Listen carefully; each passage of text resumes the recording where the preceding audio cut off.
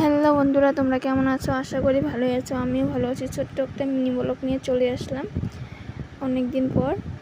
আশা করি তোমাদের ভালোই লাগবে। ভালো লাগলে লাইক কমেন্ট শেয়ার করে দিও। আজকে করব ডাল বেটে আলু পটল দিয়ে রসা। কিভাবে করব তোমরা দেখতে থাকো। প্রথমে দেখলেই তো ডালটাকে আমি বেটে নিয়েছি। নেওয়ার পর জলটা কিন্তু আগে গরম বসিয়ে দিয়েছি আর কি। গরম হওয়ার পরে দিতে হবে, কিন্তু হাতের মাপে দুটো করে নিয়ে দিয়ে দিয়েছিলাম।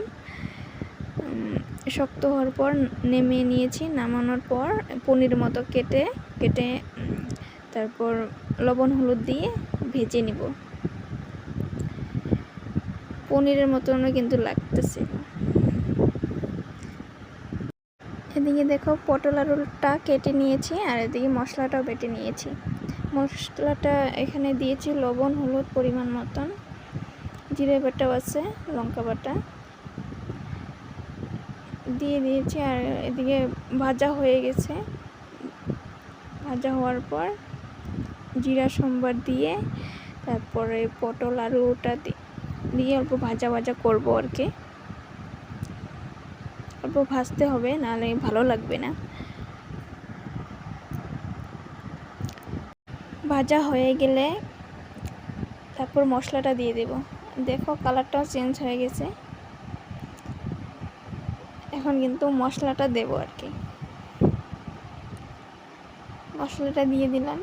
মশলা দিয়ে অনেকক্ষণ ভাজা ভাজা করে ডালের পিসগুলো দিয়ে দেব। দেওয়ার পর অল্প কষিয়ে নেব। ডালের পিসগুলো দিয়ে দিয়েছি। এখন আর অল্প কষিয়ে নিয়ে জল দিতে হবে। পরিমাণ মতো জল দেবে। জল দিয়ে যেন হয়ে যাবে, গরম মশলা দিয়ে মানে নামানোর আগে গরম মশলাটা দিয়ে নামাবে। দেখো সেন্টটা ভালোই হয়। নিরামিষ দিনে খেতে কিন্তু ভালোই লাগবে। ভালো লাগলে তোমরা ট্রাই করো। দেখো কত সুন্দর হয়ে গেছে। আমি নামিয়ে নিয়েছি। Tata, bye bye.